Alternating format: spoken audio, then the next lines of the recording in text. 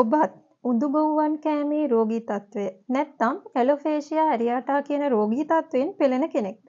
කොපමණ ප්‍රතිකාර කරත් මේ තත්ත්වය තවමත් සුව වෙලා නැද්ද? ඔබට අපේ ප්‍රතිකාරවලට යොමු වෙලා මේ තත්ත්වය සම්පූර්ණයෙන් සුව කරගන්න පුළුවන්.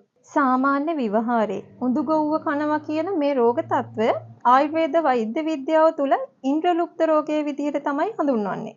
ඒකේ අර්ථය වෙන්නේ කෙස් හැලෙනවා කියන එක. කෙනෙක්ට හිතෙන්න පුළුවන් උඳුගොව්ව කනවා කියනකොට යම් සතෙක් කනවා කියලා. මේකෙදි එහෙම දෙයක් වෙන්නේ මේකෙදි වෙන්නේ ශරීරය තුල තිබෙන වාත පිත කප කියන දෝෂ තුන රක්තයත් එක්ක එකතු වෙලා දූෂණයට පත්වීම.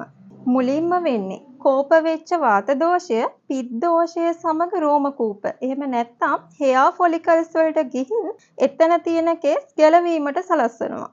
ඊට පස්සේ දූෂණය වූ කපදෝෂය රක්තයත් එක්ක එකතු වෙලා රෝමකෝප සිදුරු අවහිර කරනවා.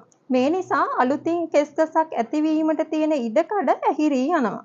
ඒ කියන්නේ තියෙන කෙස් ගස් ගැලවී යනවා වගේම අලුතින් කෙස් ගස් මතුවීමත් මේ රෝගී තත්ත්වයේදී වළක්වා දානවා. මේ ඇලොෆේෂියා ඇරියාටා කියන රෝග තත්ත්වය බටහිර වෛද්‍ය ක්‍රමය තුල ඔටෝ ඉමුන් ඩිසීස් එකක් විදිහට තමයි හඳුන්වන්නේ.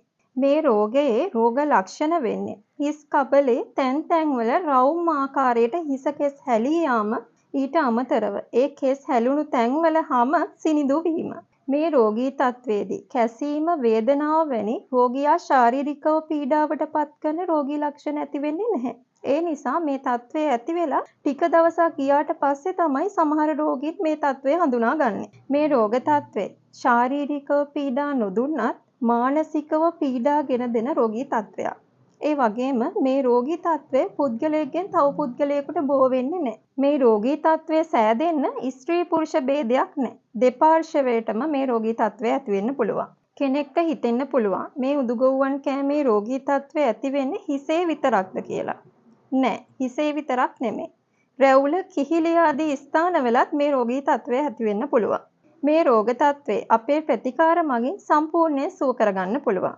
මෙහිදී අපි කෝප වෙච්ච දෝෂ යථා තත්ත්වයට පත් කරනවා වගේම රුධිරය පිරිසිදු කරන අභ්‍යන්තර හා බාහිර ප්‍රතිකාර පද්ධතියක් මගින් මේ රෝග තත්ත්වය සම්පූර්ණයෙන් සුව කරලා දෙනවා.